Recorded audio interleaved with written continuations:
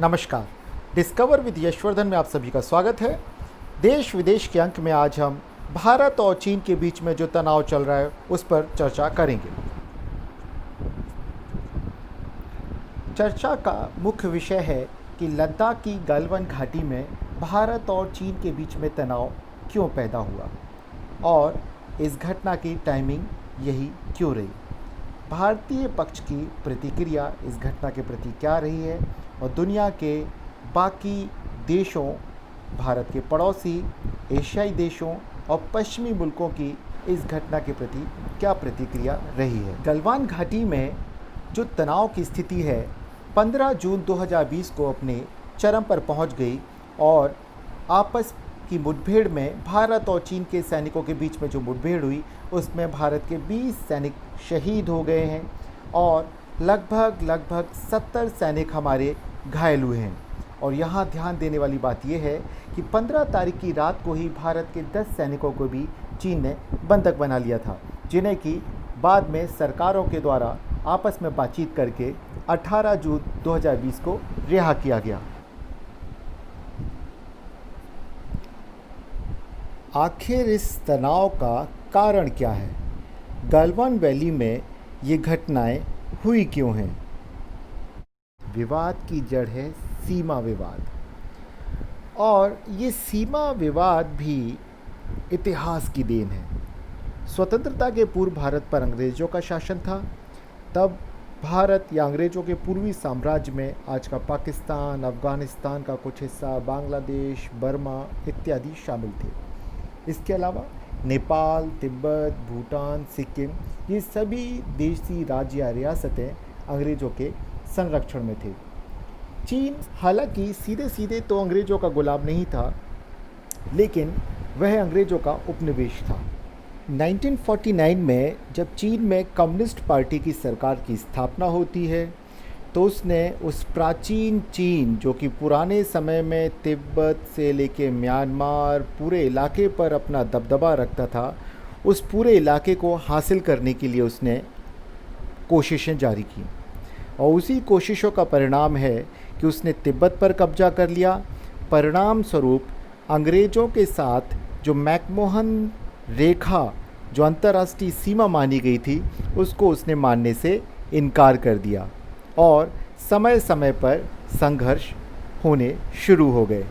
1962 के इंडिया और चाइना के वॉर का भी यही कारण था और वर्तमान में सन 2020 में गलवान घाटी में जो तनाव पैदा हुए उसका भी कारण यही है। 1962 में गलवान वैली पर इंडिया का कंट्रोल था। तब भी चाइना ने काफ़ी कोशिश की इस पर नियंत्रण करने की, लेकिन वो नियंत्रण हासिल नहीं कर पाया। इस पर लगातार इंडिया का ही कंट्रोल रहा। अब लेकिन ऐसा क्या हुआ कि स्थितियां इतनी बिगड़ गईं? हुआ ये कि भारत ने लद्दाख में LAC के पास भारत की एक हवाई पट्टी को सक्रिय कर दिया है, जिसका नाम है दौलत बेग ओल्डी, और भारत वहां तक पहुंचने के लिए LAC के पास से होते हुए ऑल वेदर रोड बना रहा है। गलवान घाटी से होती हुई जो सड़क जा रही है वह दौलत बेग ओल्डी एयर स्ट्रिप तक पहुंचती है। इस सड़क से हमारी सेनाओं की पहुंच काराकोरम पास तक हो जाती है, सियाचिन तक हो जाती है और पूरी की पूरी लाइन ऑफ एक्चुअल कंट्रोल को भारत बेहतर तरीके से निगरानी कर सकता है, नियंत्रित कर सकता है और चीन के बढ़ते प्रभाव को भारत इस इलाके में कंट्रोल कर सकता है। चाइना जो कि अब एक बड़ी आर्थिक ताकत बन चुका है, जो USA को भी आंख दिखाने से नहीं चूकता है, वह भारत की सीमा पर सक्रियता व भारत के अंतर्राष्ट्रीय स्तर पर बढ़ते दबदबे को स्वीकार नहीं करना चाहता।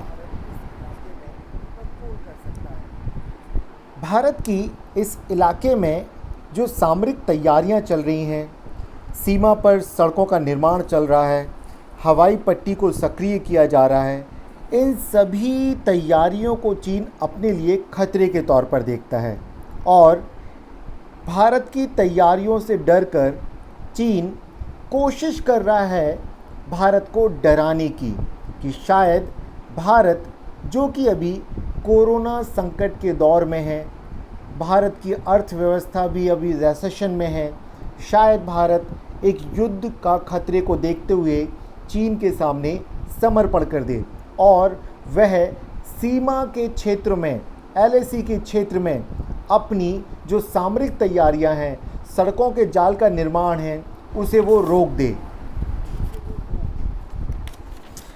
अंतर्राष्ट्रीय मामलों के कुछ विश्लेषक तो यह भी मानते हैं कि कोरोना वायरस के दौरान चीन के प्रति पूरी दुनिया में संदेह बढ़ा है और चीन के अंदर भी हांगकांग के इलाके में चीन के विरुद्ध, चीन की सरकार के विरुद्ध लोगों ने एक डेमोक्रेटिक मूवमेंट, लोकतांत्रिक आंदोलन जारी रखा हुआ है। ऐसे में चीन अपने देश के अंदर भारत से युद्ध की संभावनाएं बना करके, राष्ट्रवाद के उभार को बढ़ा करके अपनी आंतरिक समस्याओं से अपने देश की जनता का ध्यान भटकाना चाहता है। और चीन ऐसा केवल भारत के साथ ही नहीं कर रहा है, बल्कि वह साउथ चाइना सी में जितने भी उसके पड़ोसी देश हैं, उन सभी के साथ इस तरह का ही उसका तनाव चल रहा है। वह वहाँ अंतर्राष्ट्रीय नियमों को ना मानते हुए कई पड़ोसी देशों के द्वीपों पर दावा कर रहा है। अब तक हमने गलवान घाटी के तनाव क्यों पैदा हुए, चीन के इतिहास को जोड़ते हुए देखे हैं। अब हम देखें कि आखिर भारत की इस संपूर्ण घटनाक्रम पर क्या प्रतिक्रिया रही है और दुनिया की अन्य जो देश हैं, अन्य ताकतें हैं, उनके भी क्या विचार हैं। भारत ने संपूर्ण घटनाक्रम पर बहुत बारीकी से नज़र रखी है और भारत की सरकार ने स्पष्ट कर दिया है कि भारत किसी भी तरह के तनाव या युद्ध का सामना करने के लिए तैयार है। अगर चीन युद्ध चाहता है तो युद्ध होगा, और यदि चीन शांतिपूर्ण तरीके से समस्या का समाधान चाहता है, सीमा विवाद का निपटारा चाहता है, तो भारत सदैव शांति का पक्षधर है। अब सवाल आता है कि भारत और उसके पड़ोसियों का क्या रुख है।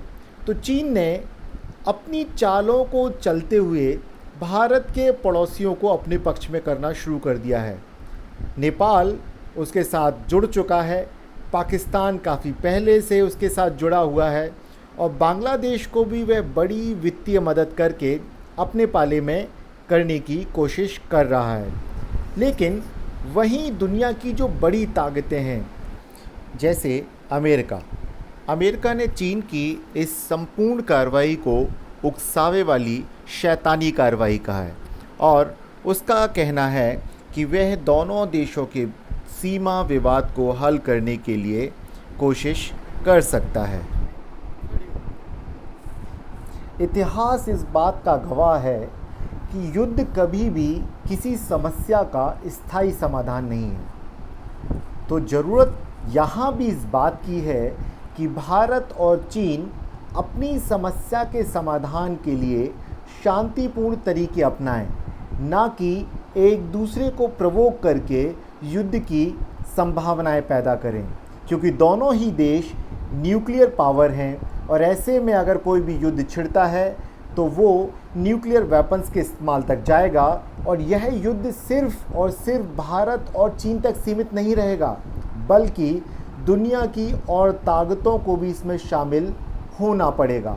तो ऐसे में यहाँ संभावना है कि कहीं तीसरा विश्व युद्ध ना हो जाए, और दुनिया का इतिहास बताता है कि जो भी इससे पहले के विश्व युद्ध हुए हैं वे कभी भी मानव के लिए, मानव सभ्यता के लिए बहुत उपयोगी नहीं रहे हैं, बल्कि उन्होंने आर्थिक तरक्की को रोका है, मनुष्यों की जान ली है।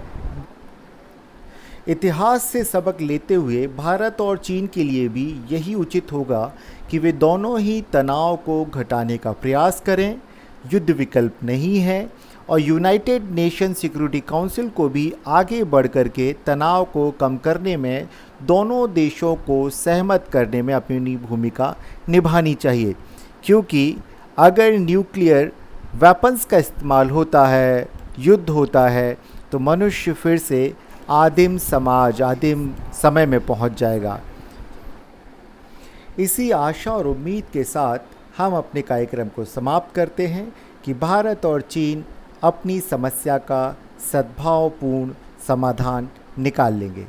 यदि यह कार्यक्रम आपको पसंद आता है तो आप हमें कमेंट बॉक्स में लिखें और आपके जो भी सुझाव हैं वे भी लिखें। आपके सुझावों का स्वागत है।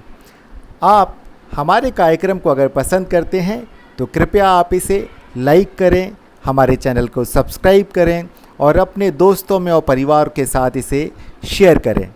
नमस्कार।